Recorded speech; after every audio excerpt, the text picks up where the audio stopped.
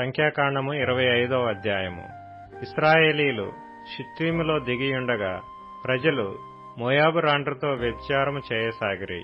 ఆ స్త్రీలు తమ దేవతల బలులకు ప్రజలను పిలువగా వీరు భోజనము చేసి వారి దేవతలకు నమస్కరించిరి. అట్లు ఇశ్రాయేలీలు బయల్పెయోరుతో కలిసికొనినందున వారి మీద యెహోవా కోపము రగులుకొనెను.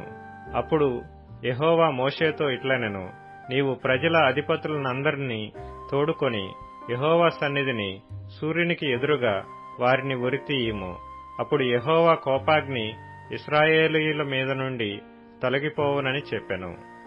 కాబట్టి మోషే ఇశ్రాయేలీల న్యాయాధిపతులను పిలిపించి, మీలో ప్రతివాడును బయల్పెయోరుతో కలుసుకొనిన తన వశంలోని వారిని చంపవలెనని చెప్పెను.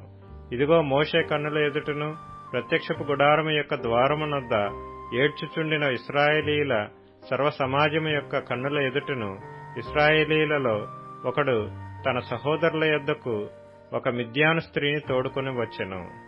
యాజకుడైన అహరోను మనుమడును ఎలియాజరు కుమారుడునైన ఫీనెహాసు అది చూచి సమాజము నుండి లేచి ఈటెను చేత పట్టుకొని పడకచోటికి ఆ ఇశ్రాయేలీయుని వెంబడి వెళ్లి ఆ ఇద్దరిని అనగా ఆ ఇశ్రాయేలీయుని ఆ స్త్రీని కడుపులో గుండా దూసిపోవునట్లు పొడిచెను.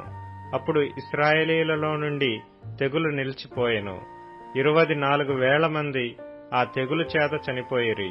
అప్పుడు యెహోవా మోషేకు ఇలాగూ ఆజ్ఞ ఇచ్చెను, యాజకుడైన అహరోను మనుమడును ఎలియాజరు కుమారుడును అయిన ఫీనెహాసు వారి మధ్యను నేను ఓర్వలేని దానిని తాను ఓర్వలేకపోవట వలన ఇశ్రాయేలీల మీద నుండి నా కోపము మళ్లించెను గనుక నేను ఓర్వలేక ఇండియు ఇశ్రాయేలీలను నశింపచేయలేదు. కాబట్టి నీవు అతనితో ఇట్లనము, అతనితో నేను నా సమాధాన నిబంధనను చేయుచున్నాను. అది నిత్యమైన యాజక నిబంధనగా అతనికిని అతని సంతానమునకును కలిగియుండును. ఏలయనగా అతడు తన దేవుని విషయమందు ఆసక్తి గలవాడై ఇశ్రాయేలీల నిమిత్తము ప్రాయశ్చిత్తము చేసెను. చంపబడిన వాని పేరు జిమ్రీ. అతడు షిమ్యోనీయులలో తన పితరుల కుటుంబమునకు ప్రధాని అయిన సాలు కుమారుడు. చంపబడిన స్త్రీ పేరు కొజ్బి, ఆమె నూరు కుమార్తె. అతడు మిద్యానీయులలో ఒక గోత్రమునకును తన పితరుల కుటుంబమునకును ప్రధాని అయి ఉండెను. మరియు యెహోవా మోషేకు ఈలాగు సెలవిచ్చెను, మిద్యానీయులు తమ తంత్రముల వలన మీకు బాధకులై ఉన్నారు. వారిని బాధపెట్టి హతము చేయుడి.